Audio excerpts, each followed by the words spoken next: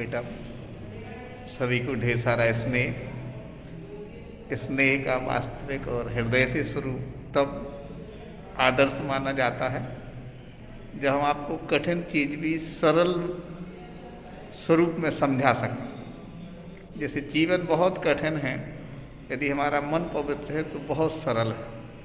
ऐसे ही बेटा व्याकरण बहुत कठिन है, यदि हम एकाग्र हैं, निर्मल हैं, पवित्र हैं तो व्याकरण बहुत सरल है। हमने सर्वनाम पाठ पढ़ा, समझा। आज उसके एक्सरसाइज अभ्यास कार्य को समझेंगे। सरल लगेगा यदि आपकी एकाग्रता होगी तो। एकाग्रता बढ़ाना है। देखें बेटा पृष्ठ क्रमांक 56 पेज पर हम प्रारंभ करते हैं। इसमें प्रश्न लिखा है कि दिए गए विकल्पों में से सही विकल्प पर सही का निशान लगाइए। जैसा करोगे पैसा भरोगे। वाक्य में प्रयुक्त सर्वनाम है। स्वाभाविक है, जैसा और वैसा शब्द एक दूसरे का संबंध बता रहा है सब, इसलिए संबंध वाचक सर्वनाम। ठीक है। दूध में कुछ पड़ा है। कुछ शब्द क्या कर रहा है? अनिश्चय की स्थिति बता रहा है, इसलिए अनिश्चयवाचक सर्वनाम। तुम कब आए? यहाँ प्रश्न भी है, प्रश्नवाचक चिन्ह भी है, इसलिए प्रश्नवाचक सर्वनाम। इनमें उत्तम पुरुष सर्वनाम है। बेटा तुम्हारे शब्द अन्न में आता है, उसके नहीं, तुम्हारे शब्द मध्यम में आता है, उसके शब्द अन्य में आता है, वे शब्द भी अन्य में आता है। तो एक ही बचा क्या? हमारे। जो व्यक्ति बोलने वाला स्वयं होता है, वह अपने लिए जो प्रयोग होता है वो हमारे। तो पुरुषवाचक सर्वोत्तम पुरुषवाचक कौन है? बोलने वाला स्वयं, मतलब हमारी। ठीक है। उसने खाना खा लिया है। वाक्य में सर्वनाम कौन सा है? देखें, वास्तव में देखा जाए तो यहाँ दो तो स्पष्ट है कि नहीं है, संबंध भी नहीं है और निज भी नहीं है। निज में स्वतः अपने आप आता और संबंध में जो जैसा वैसा संबंध। अब दो में से क्लियर करना है, निश्चयवाचक और पुरुषवाचक। तो बेटा उसने शब्द आया है, तात्पर्य जो मध्यम पुरुषवाचक है उसने, है ना, तो वास्तव में पुरुषवाचक सर्वनाम है। ठीक है ना। आते हैं, यहाँ आपको थोड़ा सा समझना पड़ेगा। मध्यम के लिए अपन जाने कि तुम और आप शब्द आता है और उसने शब्द अन्य पुरुष में आता है तो पुरुषवाचक सर्वनाम ही। समझ में आया बेटा? अभी हमने आपको कहा मध्यम पुरुष, लेकिन यदि हम परिभाषा की दृष्टि से देखें तो उसके, उसने यानी तीसरे के व्यक्ति में जो बात कही जा रही है वह अन्य पुरुष के अंतर्गत आएगी, इसलिए पुरुषवाचक सर्वनाम तो यह है ही, इसमें किसी तरह से कोई डाउट नहीं है। बस यदि पुरुषवाचक सर्वनाम का भी अंदर कोई भेद पूछता है तो उसमें कौन सा पुरुषवाचक सर्वनाम आएगा बेटा? अन्य पुरुषवाचक सर्वनाम। ठीक है। लेकिन ऐसा पूछा नहीं है इसमें, तो सिर्फ नाम पूछा, इसलिए अपन पुरुषवाचक सर्वनाम। अब आते हैं अति लघुत्रीय। तात्पर्य एक शब्द में इसका उत्तर हो जाता है। वाक्यों में सर्वनाम का चयन करना है। सोमेश ने मुझे पेन दिया। यहाँ मुझे शब्द, ठीक है बेटा, मुझे शब्द जो आया है वह क्या है बेटा? कौन सा है? ये सर्वनाम, मुझे। ठीक है। अब इसके बाद आते हैं पानी में कुछ शब्द देख। कुछ शब्द क्या है बेटा? यह सर्वनाम है। देखो कौन आया है, कौन सर्वनाम है। वह स्नेहा की किताब है, वह सर्वनाम है। वह किताब मुझे लाओ जो कल खरीदी है। यहाँ संबंधवाचक की स्थिति, इसलिए कौन कौन से?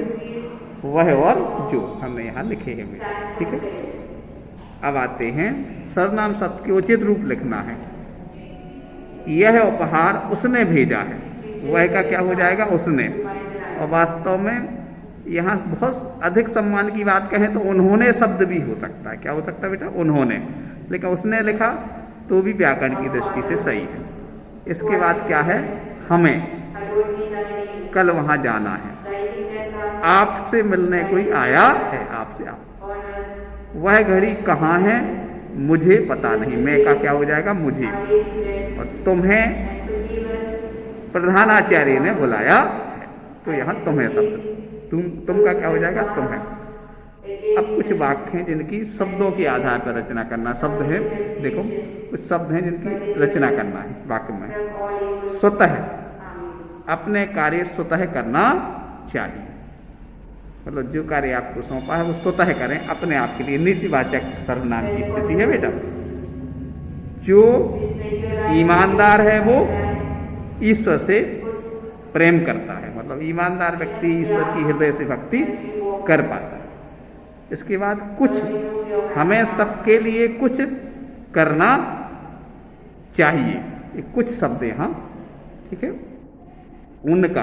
उनका व्यवहार बहुत अच्छा है। आप, वे बहुत परिश्रम करते हैं, इसलिए स्वस्थ सुखी हैं। वे बहुत परिश्रम करते हैं इसलिए क्या है, स्वस्थ और सुखी। ये हम मोरल वैल्यू से जुड़े हुए हम वाक्य बोलने की कोशिश करते हैं। मोरल वैल्यू क्या होती है, जीवन का सुख है, आनंद है। दवाइयों से व्यक्ति स्वस्थ कम होता है, अपनी आदतों से अच्छी आदतें हो तो स्वस्थ ज़्यादा होता है। आप बहुत अच्छा सोचते हैं, यहाँ आप शब्द का प्रयोग है। अब कुछ शब्द है शुद्ध करके लिखना है। उसने विद्यालय जाना चाहिए, उसे विद्यालय जाना चाहिए। मेरे को मिठाई खाना अच्छा लगता है, नहीं, मुझे मिठाई खाना अच्छा लगता है। वह घर कौन आया है, वह घर किसका है, यहाँ इसको थोड़ा सा अच्छे से देखें। वह घर कौन का है, यहाँ नहीं बे, ये बुंदेली में कौन का है, ये अच्छा शब्द नहीं है। अच्छा शब्द क्या, अशुद्ध शब्द है। वह घर किसका है, ठीक है। और सम्मान से पूछे, वह घर किनका है, ठीक है ना। बहुवचन क्या किसके लिए होता है, सम्मान सूचक व्यक्त करने के लिए। वह ने मुझे एक किताब दी, उसने मुझे एक किताब दी, ठीक है ना, उसने। हम यहाँ घूमने आया हूँ, मैं यहाँ घूमने आया हूँ। बेटा यहाँ हम यहाँ घूमने आए हैं भी लिख सकते थे यहाँ, लेकिन दो शब्द बदलना पड़ते, आया की जगह आई करना पड़ता, हूँ की जगह है करना पड़ता। तो यहाँ पर ने इसका एक ही शब्द बदल दिया, क्या, मैं कर दिया हम, ठीक है ना। अब आते हैं सर्वनाम की तालिका। देखो हमने पढ़ी थी एक वचन और बहुवचन सर्वनाम, हमें पता समझ आना पड़ती है। तो हमने ये तालिकाएं पढ़ी थी बेटा, पेज नंबर 56 पे तालिका कल हम पढ़ रहे थे। इसी के आधार पर बहुत सारे प्रश्न के उत्तर इसमें हो जाते हैं। कैसे हो जाते हैं, जैसे वह शब्द का कर्म कारक एक वचन क्या है, उसको, उसे, उनको और उन्हें बहुवचन। कौन का कर्म कारक क्या है, किसमें, किसके द्वारा। और बहुवचन क्या है, किन से, किन के द्वारा, ठीक है। आप संप्रदान कारक में क्या है, एक वचन, आपके लिए, आप लोगों के लिए। यहाँ आपको लगेगा ये आप लोगों शब्द क्यों आया, क्योंकि बहुवचन में बेटा आप लोगों शब्द का प्रयोग होते देखा गया। अपादान कारक, तुझसे अलग होने के अर्थ में, और तुमसे अलग होने के अर्थ में। इसके बाद संबंध कारक, यह, इसका, इसकी, इसके, ऐसा भी हो जाएगा क्या, इसका, इसकी, इसके। तो बहुवचन क्या हो जाएगा, इनका, इनकी, इनके, ठीक है।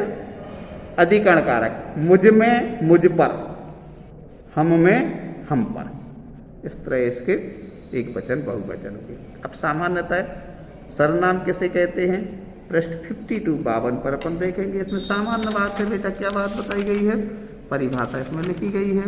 क्या लिखी है, संज्ञा के इस स्थान पर प्रयोग होने वाले पदों को संज्ञा के स्थान पर प्रयोग होने वाले पदों को क्या कहते हैं? सर्वनाम कहते हैं। अब अगला प्रश्न है संज्ञा के कितने भेद हैं? संज्ञा के बेटा 8 भेद हैं। संज्ञा के 8 भेद। यदि 1 नंबर का प्रश्न है तो सिर्फ 8 भेद लिख देना। यदि 2 अंक के प्रश्न आता है तो सामान्यतः 8 उसके नाम लिख देना, पुरुषवाचक, निजवाचक।